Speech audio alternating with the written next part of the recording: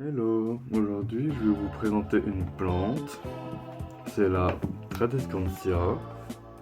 C'est une plante d'intérieur, c'est coloré comme on peut le voir, qui aime beaucoup la lumière, donc personnellement je la mets près des fenêtres.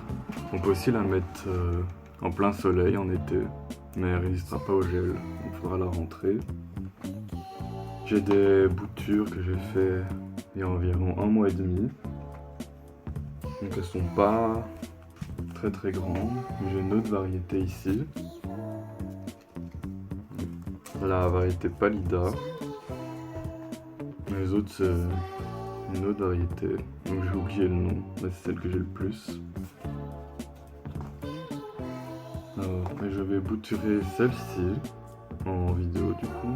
J'ai déjà le pot à côté de moi. Il est important de couper les tiges régulièrement, parce que sinon elle va perdre ses feuilles à la base, comme celle-ci. Ouais, elle est très grande, mais elle n'est pas très fournie, donc c'est pas forcément très beau.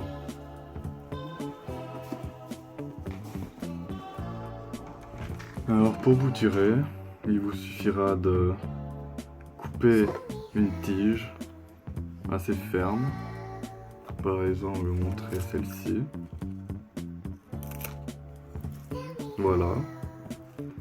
Il va retirer les tiges, enfin les feuilles de la base et juste en laisser quelques-unes au-dessus comme ça, pour éviter que ça pourrisse dans la terre.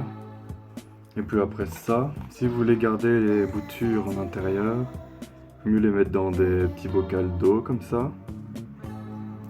Et sinon, si c'est pour les mettre en extérieur directement en été, du coup, vous pouvez les mettre directement dans un pot en terre.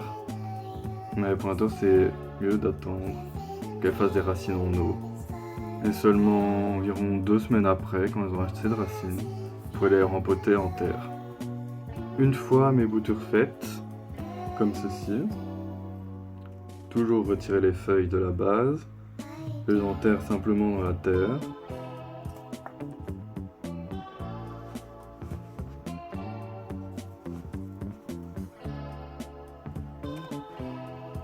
Vous pouvez rajouter du sable dans le terreau.